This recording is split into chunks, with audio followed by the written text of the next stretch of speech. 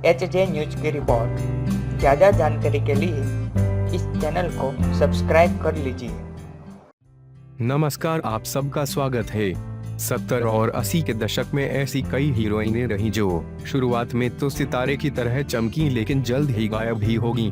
हालांकि उनकी निजी जिंदगी ने खूब सुर्खियां बटोरी। ऐसी ही एक हीरोइन रही बिंदिया गोस्वामी। वही बिंदिया जिन्होंने फिल्म गोलमाल में अपनी खूबसूरत एक्टिंग और मासूमियत से लाखों लोगों का दिल जीता। एक तरफ जहां लोग उनकी खूबसूरती का गुणगान कर रहे थे, वहीं एक हीरो था जो उन पर मर मिटता था। बिंदिया भी उस हीरो की दीवानी हो गई थी।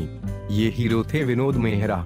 विनोद मेहरा पहले से ही शादीशुदा थे, लेकिन बिंदिया उन्हें देखते ही उनकी कायल हो गई थी। कई फिल्मों में दोनों ने साथ काम किया और काम करने के दौरान ही दोनों एक दूसरे के करीब आ गए। किसी को भी दोनों के अफेयर के बारे में सालों तक भनक नहीं लगी, लेकिन एक दिन अचानक बिंदिया गोस्वामी और विनोद मेहरा के करीबी ने मीडिया में खबर फैला दी कि पहले से ही शादीशुदा विनोद मेहरा ने बिंदिया गोस्वामी से शादी कर ली है। इस खबर से तो जैसे चारों तरफ आग ही लग गई। तमाम अखबारों और मैगजीन में दोनों की शादी और अफेयर की खबरों को चटखारे लेकर लिखा जाने लगा। कहा तो ये भी जाता है कि विनोद मेहरा और बिंदिया ने घर से भागकर शादी की थी। दोनों की शादी से विनोद मेहरा की शादीशुदा जिंदगी में भूचाल आ गया।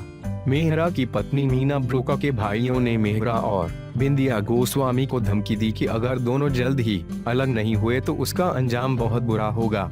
इस धमकी से तो मानो बिंदिया गोस्वामी के होश ही उड़ गए।